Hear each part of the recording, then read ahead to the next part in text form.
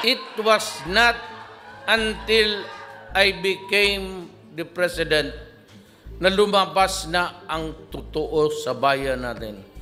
Hundreds of thousands. Pati ako natulala. Alam ko sa Davao problema ba ito? I started to squeeze everybody. Lumabas ang totoo. The naked truth was that we are a nation na napakaraming addict. Itong Amerika, itong mga EU, itong mga progressive countries, they kept on hammering the issue against me. Sabi nila, marami na 3,000 na daw ang patay. Hindi na lang inisip ng mga ulol na to. Putang ina nila.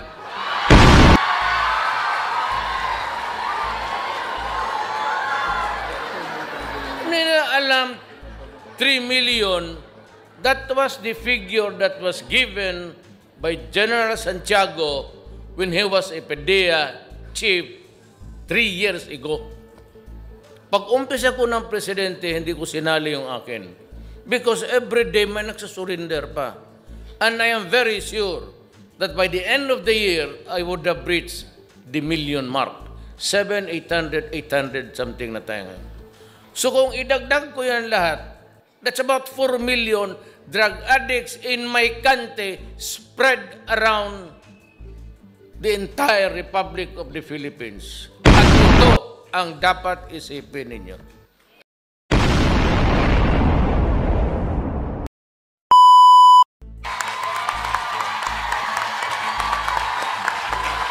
Pwede sit lang. Salamat po.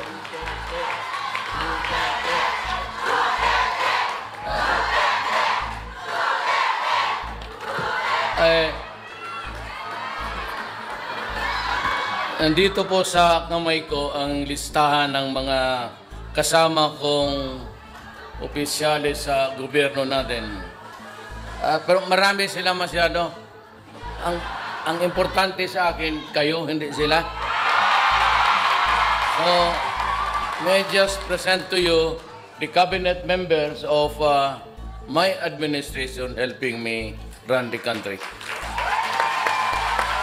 First of all, I'd like to extend my gratitude to the Japanese people and government for hosting so many Filipinos and providing them work gainfully employed in the country of Japan.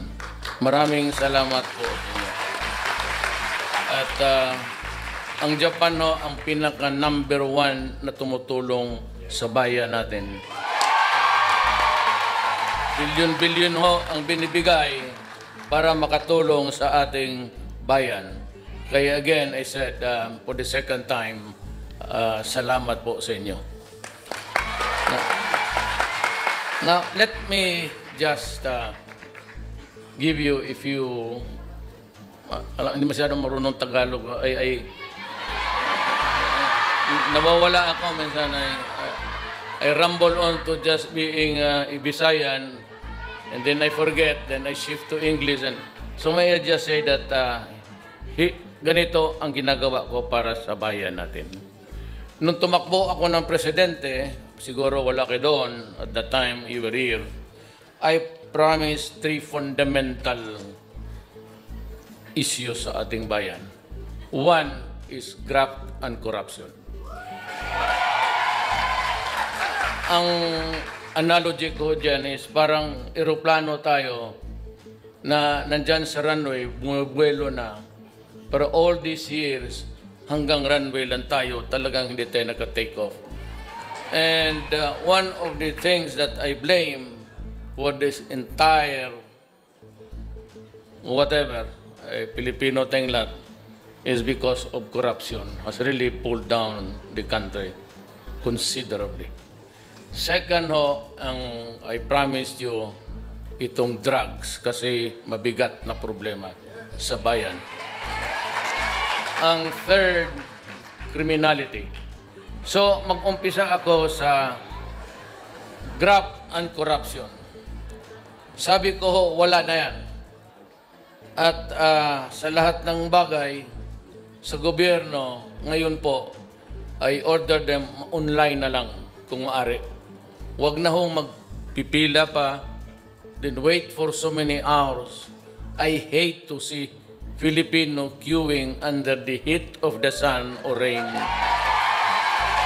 At sabi ko, kaya naman talaga niyan.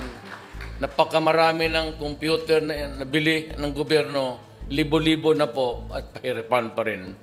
So sabi ko, ease up the burden of the Filipino. Kaya dito kay Secretary of Labor, kay Bebot Belio, I think he was the Secretary of Justice noon yun sa panahon ni Arroyo. Sinabi ko sa kanya, I want a place, isa lang, tapos nandyan na yung booth ng NBI, kiosk ng BIR, booth ng police. At kasi sabi ko, kung computer man palang ang pag-uusapan at expedites everything, why don't you make use of it? So kayo, next time, gusto ko, sa isang building lang po, doon kayo sa NBI, doon maghintay. Tulbok-tulbok lang yung yawa ng bakit din nila. Why do you have to... I don't want you to wait. Rito, kung nandyan, computer man kaya yan, super fast, di lalabas yan kung anong record mo. Kung ikaw ba'y NPA, kailangan ng trabaho, bigyan ng visa o...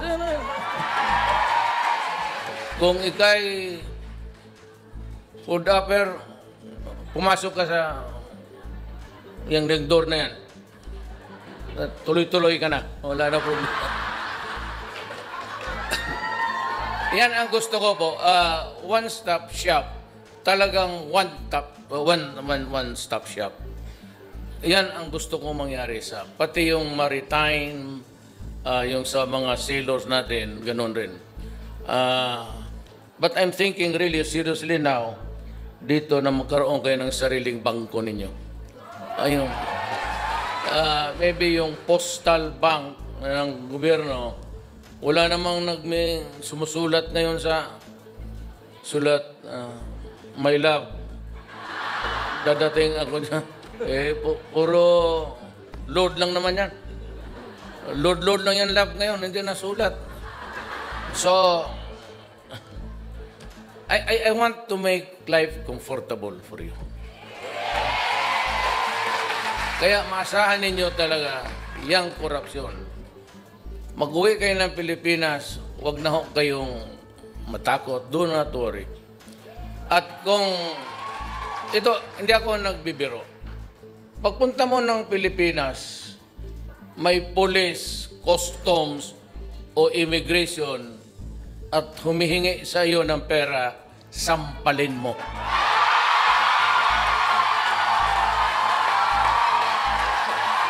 Sampalin. Sabihin mo, sabi ni Mayor doon sa Japan pagpunta niya, putang ina ni huminti talaga kayo.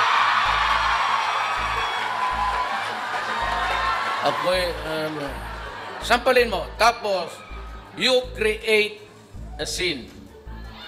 Magsigaw ka, magpastusin mo. Tapos malalaman, marami namang media dyan. O di makukuha nila. Tapos radyo, may dito nagkagulo. Kasi bakit? Hiningan ka ng pera. O kinuha yung mga bagay-bagay mo. Yung nasa bagahe mo, huwag naman tunilada. Siguro mga 10 bag siguro, okay na yan. Kung commercial quantity, ika nga yung sobra-sobra ipagbili-bili mo, medyo mabigat yan. Kasi ako nang may agrabyado niya. Kasi ang taxes o buwis. Pero kung yung sa bag mo, kunin yung mga bagay, huwag kang pumayag. Pagka kinuha yung kunin mo ulit, sabihin mo, hindi yan para sa iyo. Kung yan lang kasi ang paraan na madisiplina ko lahat eh. Alam mo, at during my time, be assertive sa mga karapatan mo. Huwag ka lang pa-assert sa akin tapos durugista ka pala. Putang ina. Pero kung sa mga ano ninyo sa buhay, BIR lahat. Be assertive. So, huwag mong kunin yan. Tapos yung mga, may isang, well, many years ago, I was still mayor. Yung kaisa-isang TV set na dala-dala niya, may nangyari doon sa airport kasi hindi ako nakapigil sa... Pati ba naman yung sabi ko, putang inang liit-liit niyan, pakialaman mo pa. So, pakilala ako, sabi ko si Mayor Duterte ako. Putang ina mo, sipain kita dito ngayon. Kasi, gano'n yan, pahirapan na talagang walang kakwenta-kwentang. Diyan lang kasi tayo, diyan kayo makatulong sa akin para mawala ang katiwalian. Kayo na mismo, parang pagpasok mo sa airport, parang ano ka na, parang mayor ka na rin. Ayun, astang mayor na, gano'n ba? Tapos, marami ito. Bakit? Marami akong bigyan. Ilang malita. 3, 4, okay lang. Ito to. Ano bang, what's the value of this thing? Alam ko, pag may nakita siyang bala, sabi mo, kainin mo. Kainin mo. Pag may bala, galing sa'yo yan, kainin mo yung putang ina yan.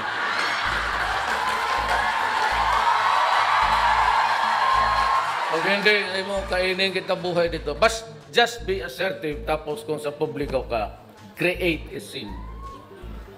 Yung magbula ka. Tapos sabihin mo bakit? Na ngayon, pag may number. Ngayon, sa Pilipinas, may PTB4 tayo. After the news, sa umaga, I will require mga 1 hour. Text lang kayo. Text mo lang. 888 man yan, text. Dito if you want to name the official, fine. Sabi mo, ito si Alejandro Martinez, empleyado dito, hiningian ako ng ganon. Lalabas yan sa screen. So, the people of the Philippines would know anong ginagawa nitong ulol na to. Lahat yan, police, military, custom, lahat. Ngayon, in fairness and in obedience to the rule of the right to be heard, bigyan ko siyang panahon. Sagutin rin niya doon sa text. Limited to few sentences. Hindi po totoo yan. Ganun. Ngayon kasi wala naman tao magwala ng pera na lang kung ang nire-report mo, inano mo kasi walang sustento sa iyo. Ganun yung mga ulol na yan eh. Yan ang ayaw ko dyan. Mag-iwan ng asawa, tapos, galit. Ako ang iniwan, ako pa ang susustinto. Baliktad.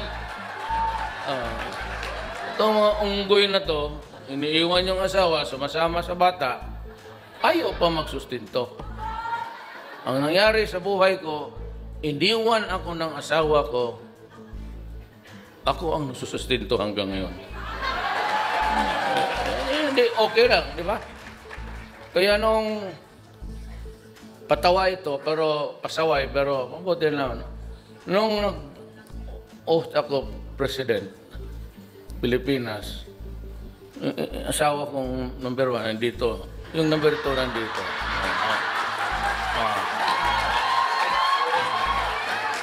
Saan ka nakakita na ganong style?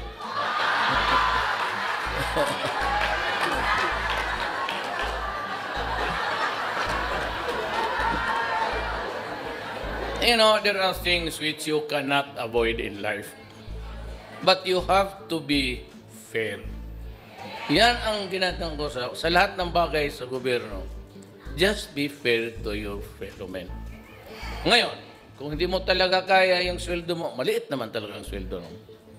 Kaya sabi ko, ako po yung nagsisikap that we will earn more so that by the time, ito ang pangako ko at sana naman sa Diyos sa inyo, na ang pagtrabaho niyo sa labas Hanggang dyan na lang. Next generation, Pilipinas na. So, we will do away with so many things, corruption, then drugs. Alam mo, mayor po ako. At nung mayor ako sa Davao, alam ko ang problema ng droga. Kaya pa noon, binibira na ako ng human rights. Kasi naman po, sinabi ko, nung na-mayor ako, if you are a kidnapper here, staying in my city, if you are a hold-upper, kung wala ka namang magawa sa buhay mo, kung ikay poridorogista, get out of my city. Yes, kayong taga Davao, alam ninyo yan. Sabi ko talaga, umalis kayo, kundi patayin ko kayo. So, yan ang, do not destroy the generations to come because I will not take it just like that. Talagang ihiritan ko kayo. Sa Davao, we progress not only by leaps and bounds, but we overtook all cities sa Pilipinas in the early stages. The growth rate was about 4. We're hitting 7 at one time. Kaya lang, there's always a limit sa space, pati yung pangyayari sa bayan natin. But we were the highest. Ngayon, ganito rin sana ang gusto kong mangyari sa Pilipinas. Early on, I gave the same warning na huwag ninyong sirain ang bayan kong Pilipinas kasi hindi ko matanggap yan. Talagang papatayin kita.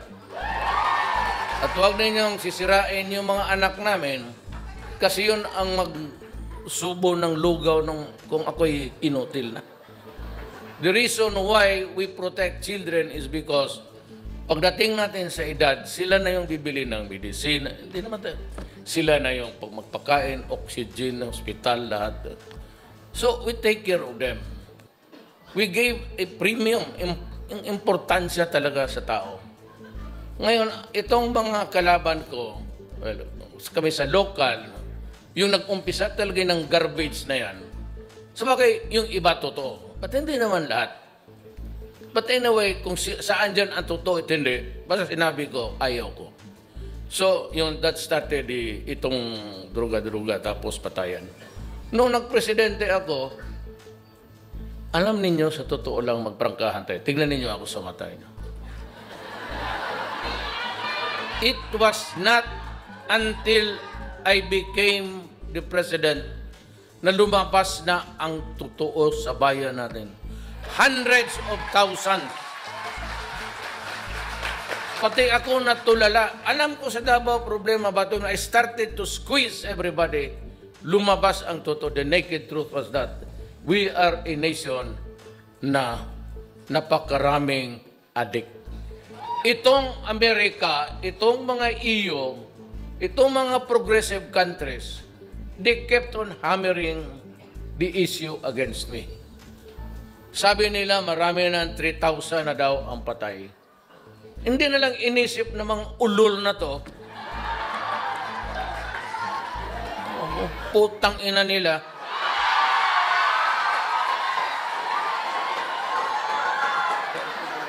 Hindi nila alam, 3 million, that was the figure that was given by General Santiago when he was a PDEA chief 3 years ago. Pag umpisa ko ng presidente, hindi ko sinali yung akin. Because every day may nagsasurrender pa. And I am very sure that by the end of the year, I would have reached the million mark. 700, 800, something na tayo. So kung idagdag ko yan lahat, that's about 4 million drug addicts in my country spread around the entire Republic of the Philippines. At ito ang dapat isipin ninyo. And I don't know about, sabi ko sa military pati police, gusto ninyo kayo, mukhang hindi ko kaya. Ganito yan. Halos lahat ng mga barangay captains nasa negosyo. Madali ang negosyo. Madali ang pera. Police. Wala masyado sa military. Few. Police, barangay captain, mayors and governors, judges. We are already into the narco politics. Kasi yung mga barangay captains are elected. Mga kagawad, councilors, mayor, governors. Kaya ako hindi pumayag ng election, sinabi ko kay Speaker Alvarez. Nandito po, si Speaker, pakipakilala ko. Ayan. Huwag ka lang magalit. Siya, pati ako pareho. Dalawa ang...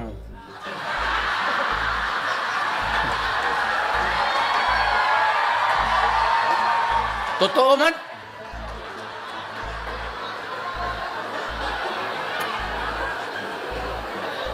So, what am I supposed to do with 4 million? 3 lang ang namamatay. Tapos yung garbage, you know, you were around during the campaign. It was never an issue against me about drugs. It was not until after I was hitting the rating na dumikit na ako doon sa 32, 33, 34. Tapos 20 cent. Doon, last minute na basura. Ako raw may deposito sa bangko. May deposito akong bilyon. Bakit pa harap kayo dito? Wala na. Doon ako sa ibang papasel-pasel. So, lumabas yung issue. But, yun yung binusura sa akin. Ngayon, pinatuloy nila. Tawag ng yellow fever.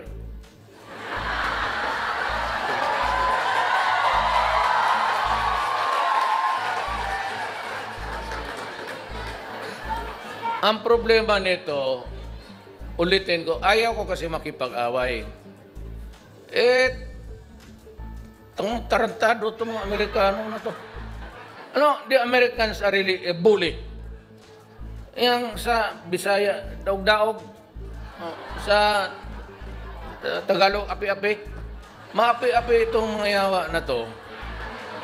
Ang unang bumira sa akin, isang lalaki, based in Manila, sa human rights. Niwawarningan ako. Pinagpasensyahan ko lang, okay lang kami. Bakit? Totoo naman. Tapos, binibira ako ng State Department. Then there's this lady sa Office of the President, then Obama. Alam mo, nung mayor ako, binibira na nila ako. But that was different because mayor lang ako. Ngayon, kung gano'n lang ang tingin nila sa akin, if that is how insignificant my existence in this planet is to them, okay lang. Kasi mayor lang ako.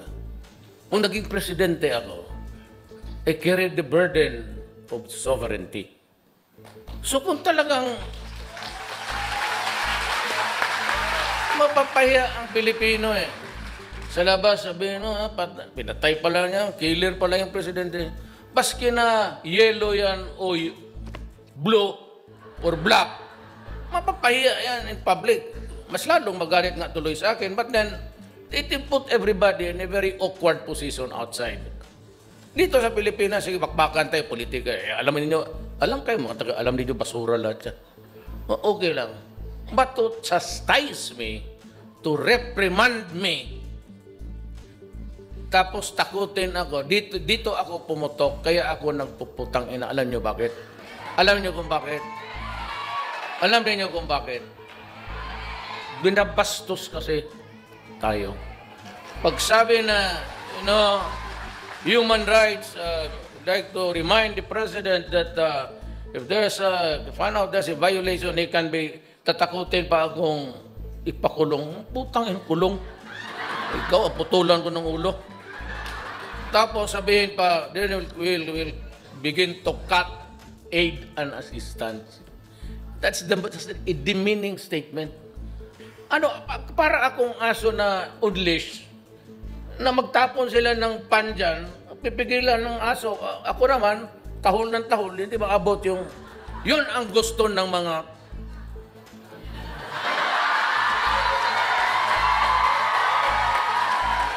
If you have the evidence, go ahead and file the case. Wala akong problema. I can rot in prison for my country. Yan ang magiging. I am not a Filipino for nothing.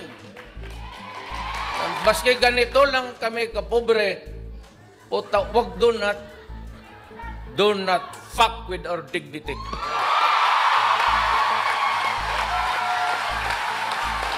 Sabihin nila, si Duterte is not a statesman. He behaves like a hoodlum. Tama ka. Ulol ka pala eh. Ngayon mo lang nalaman?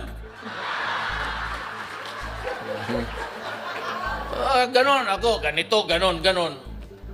Hindi na bali, basta ganito yan eh, para sa lahat.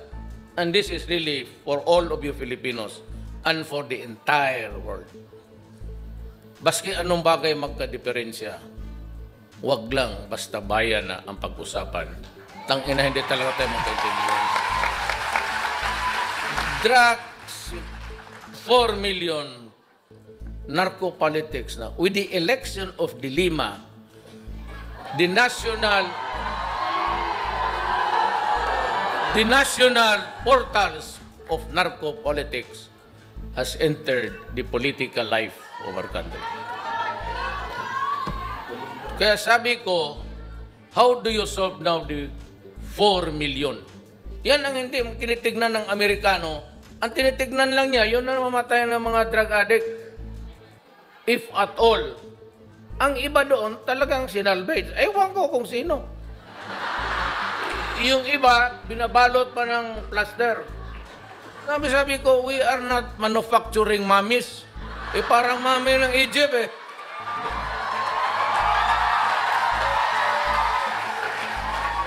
Sabi ko, if you really want to stop the guy, just shoot him with one bullet in the head. That's it. Bakit man tayo magbalot-balot pa dyan? Ano ito, suman?